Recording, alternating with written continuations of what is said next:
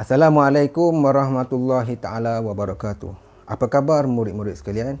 Ustaz harap murid berada dalam keadaan sihat dan afiat. Dalam video pembelajaran kali ini, sebelum tu Ustaz nak murid-murid like dan subscribe channel ini. Baiklah murid-murid, dalam video pembelajaran kita pada kali ini, Ustaz akan mengajar pendidikan Islam tahun 2, bidang akidah, di bawah tajuk Malaikat yang Setia. Murid-murid boleh rujuk buku teks muka surat 67 hingga 72. Baiklah, sebelum kita mula pembelajaran kita, Ustaz nak menceritakan sebuah kisah kepada murid-murid semua, iaitu kisah yang ada diceritakan di dalam Al-Quran. Baiklah murid-murid, ketika sebelum manusia diciptakan, telah wujud malaikat dan iblis. Malaikat di syurga dan iblis juga di syurga. Ada iblis berada di bumi. Pada satu hari, Allah mencipta manusia. Allah telah mencipta manusia, iaitu Nabi Adam, daripada tanah. Allah ambil tanah, Allah ciptakan manusia, iaitu Nabi Adam, manusia yang pertama. Selepas siap, Allah ingin mengumumkan Nabi Adam, Allah panggil malaikat dan iblis. Semua berhimpun untuk menunjukkan manusia yang pertama. Okey. Setelah semua sampai, malaikat dan iblis pun ada. Allah pun memerintahkan kepada malaikat dan iblis untuk sujud kepada manusia, yakni Adam. Setelah itu, yang sujud hanya malaikat sahaja, kecuali iblis. Iblis dengan sombongnya dia kata kepada Allah, dia dengan takburnya, dia tak nak sujud. Dia kata, manusia dia diciptakan daripada tanah, aku daripada api, aku lagi mulia daripada dia. Buat apa aku nak sujud kepada dia? Disebabkan sikap sombong dan takbur iblis, Allah telah mengusir, iaitu menghalau iblis dari syurga. Okay. Baiklah murid-murid, sekarang kita, Ustaz harap murid-murid faham kisah ini. Baiklah, sekarang kita sambung kepada pelajaran kita, iaitu malaikat. Yang pertama, kita nak tahu apa dia maksud malaikat. Malaikat ialah makhluk yang diciptakan daripada cahaya, tidak berjantina, mempunyai tugasan yang pelbagai, sentiasa taat dan patuh kepada perintah Allah. Okey, sekarang Ustaz terangkan. Malaikat ni Allah cipta daripada cahaya. Kita manusia daripada tanah. Iblis Allah ciptakan daripada api.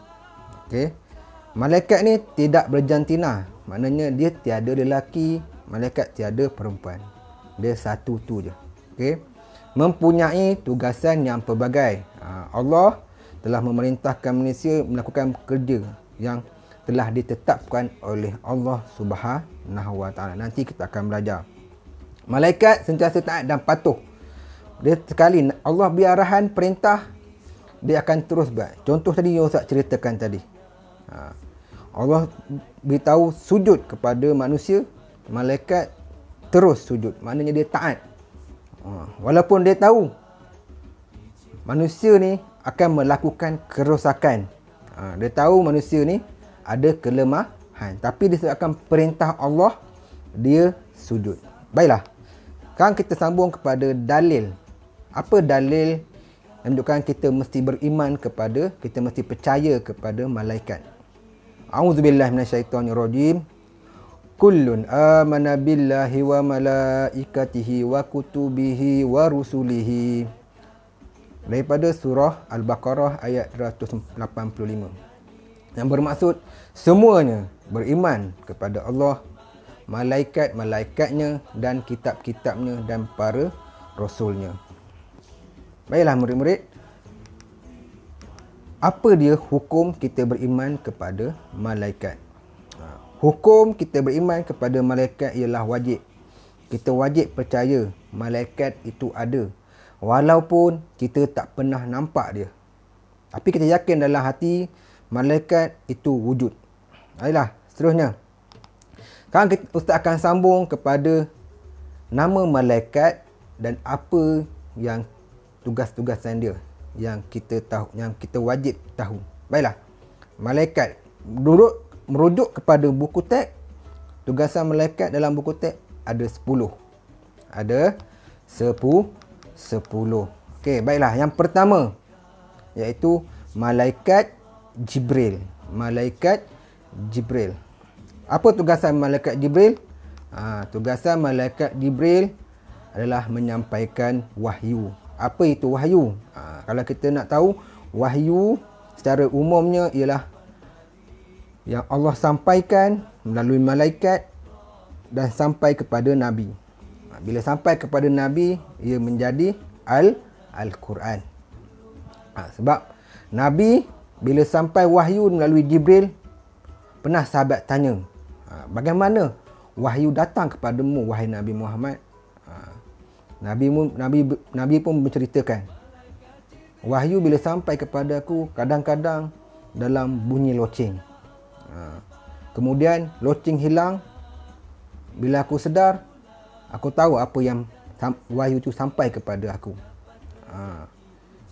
Dan Nabi kata, apabila wahyu dalam keadaan loceng itu, itulah wahyu yang paling berat. Maknanya bila sampai wahyu kepada Nabi ni, ia adalah benda yang sangat-sangat berat, yang sangat-sangat penting. Baiklah, seterusnya. Seterusnya, Nabi juga pernah menceritakan tentang bentuk malaikat.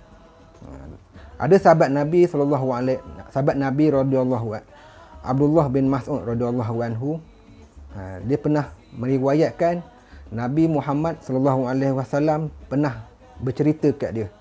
Nabi cerita, Nabi memberitahu dia, Nabi Muhammad sallallahu alaihi wasallam pernah melihat Jibril, menunjukkan bentuk sebenar dia. Nabi beritahu, Jibril pernah menunjukkan aku sayap dia 600. Bila Jibril tunjuk sayap 600, sayap dia memenuhi daripada sana, memenuhi ufuk, daripada tepi sana penuh langit.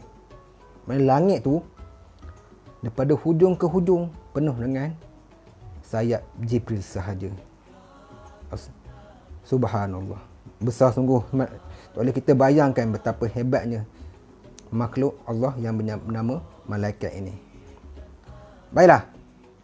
Seterusnya, yang kedua, malaikat Mikail. Apa tugasan malaikat Mikail? Malaikat Mikail ialah menurunkan hujan dan rezeki. Maknanya rezeki yang kita dapat pada hari ini, hujan yang turun, ini ditetapkan oleh Allah melalui malaikat Mikail. Yang ketiga, malaikat Israfil. Malaikat Israfil tugasan dia ialah meniup sangka kala. Meniup sangka kala. Malaikat yang keempat, Israel. Israel ialah mencabut nyawa. Maknanya apabila orang mati, roh akan cabut daripada badan dia. Yang mencabut roh tu ialah malaikat Israel. Seterusnya, yang kelima, malaikat Raqib. Yang bernama Raqib, iaitu yang mencatat amalan kebaikan. Mana dia sentiasa ada kita. Kita buat baik, kita buat sedekah, tolong mak ayah di rumah, insya-Allah malaikat Raqib akan menulis segala perbuatan kita. Yang kedua, yang keenam, malaikat Atid. Malaikat Atid tugas dia ialah mencatat amalan buruk. Maknanya bila kita buat tadi baik, hang kita buat jahat pula, malaikat akan sentiasa menulis. Ini menjadi bukti kita apabila kita nak berhadap dengan Allah masuk syurga nanti. Maknanya Allah akan mempertunjukkan apa yang kita buat di dunia sebagai bukti kita apabila kita nak masuk syurga ataupun neraka nanti. Baiklah, seterusnya yang ketujuh, malaikat Ridwan. Ridwan tugas dia menjaga syurga. Maknanya dia akan syurga, dia akan menyambut sesiapa yang masuk syurga. Malaikat yang ke-8, malaikat Malik. Malik menjaga neraka. Dan yang terakhir, malaikat Munkar dan Nakir, iaitu menyoal orang mati di alam kubur. Tetapi bukan hanya menyoal, dia juga menyeksa. Maknanya sesiapa dunia baik, insya-Allah malaikat hanya soal saja. Tapi ingat, di dalam kubur ada siksaan. Maknanya malaikat akan menyiksa orang di dalam kubur. Maknanya siapa yang kat dunia selalu buat jahat, dia selalu buat orang selalu penuh dengan dosa, malaikat akan seksa dia. Maknanya sebelum bumi akan kiamat, kita dalam kubur, selama itulah kita akan diseksa oleh malaikat. Baiklah murid-murid sekalian, apabila kita dah tahu nama para malaikat ni, apa tindakan kita pada diri kita? Menunjukkan kita beriman kepada malaikat. Baiklah, yang pertama, bila kita mengetahui tugasan malaikat Jibril, iaitu menyampaikan wahyu, yang pertama kita akan apa? Menjadikan kita selalu nak membaca Al-Quran. Yang kedua, malaikat Israel. Malaikat Israel di mana tugas dia mencabut nyawa. Tindakan kita untuk diri kita ialah kita hendaklah menziarahi orang sakit. Baiklah, yang ketiga, malaikat Israfil, iaitu tugas dia menurunkan hujan dan memberikan rezeki. Hendaklah kita apa? Malaikat Israfil, saya minta maaf. Malaikat Israfil itu malaikat yang meniup sangkakala. Maknanya malaikat Israfil berlakunya kiamat. Apa kita nak buat pada diri kita? Kita nak apa? Bersikap sederhana dalam kehidupan. Seterusnya, yang keempat, malaikat Mikail yang menurunkan hujan rezeki. Apa kita nak buat dalam diri kita? Kita hendaklah sentiasa bersyukur, bersedekah dan membantu orang yang lain. Yang kelima, malaikat Munkar dan Nakir, iaitu malaikat yang menyoali orang di dalam kubur. Apa yang kita nak tindakan diri kita? Kita hendaklah sentiasa menziarahi kubur. Baiklah, yang keenam, malaikat Raqib yang menulis kebaikan. Bila kita tahu malaikat sentiasa ada menulis, sentiasa bila kita nak buat satu pekerjaan, kita fikir baik. Bila nak buat baik, kita akan buat. Maknanya kita tahu malaikat akan menulis. Maknanya seterusnya, malaikat Atid. Kalau Atid pula macam mana? Bila nak buat jahat je, nak buat dosa maksiat, kita akan ingat malaikat akan menulis segala perbuatan kita. Dan yang terakhir, malaikat Ridwan dan Malik. Maknanya bila kita tahu syurga dan neraka itu wujud, kita akan sedaya upaya diri kita untuk membentuk diri kita supaya dapat menjadi ahli syurga. Maknanya buatlah benda yang Allah suruh. Baiklah murid-murid, sampai sini saja pembelajaran kita pada hari ini. Sebelum habis, Ustaz akan tunjukkan murid satu video lagu. Harap murid dapat dengar lagu ni dan hayati, kalau boleh hafal sama-sama. Baiklah, sampai sini saja pembelajaran kita. Yang baik itu daripada Allah, yang lemah itu kekurangan dari Ustaz sendiri. Wabillahi taufiq wal hidayah. Assalamualaikum warahmatullahi wabarakatuh.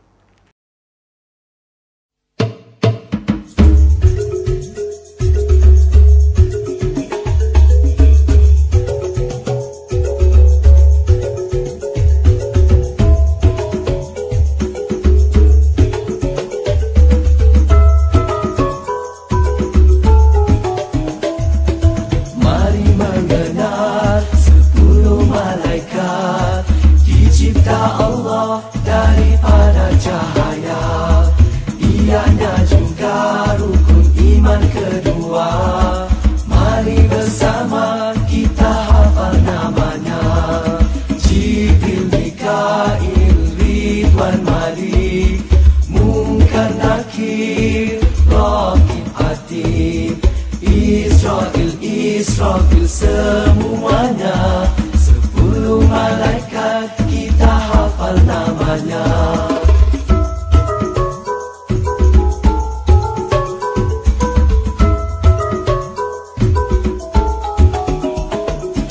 Malaikat Jibril menyampaikan wahyu daripada Allah kepada para rasulnya. Mikail pula rezeki, dapat rezeki, ucaplah alhamdulillah. Mari mengenal 10 malaikat, dicipta Allah daripada cahaya. Ianya juga rukun iman kedua. Mari bersama kita hafal hafal namanya. Malaikat Ridwan menjaga syurga, wajahnya manis berseri sinarnya. Malaikat Malik menjaga neraka, berdoalah kita moga tidak ke sana. Jibril, Mikail, Ridwan, Malik, Munkar, Nakir, Raqib, Atid, Israil, Israfil, semuanya 10 malaikat kita hafal namanya.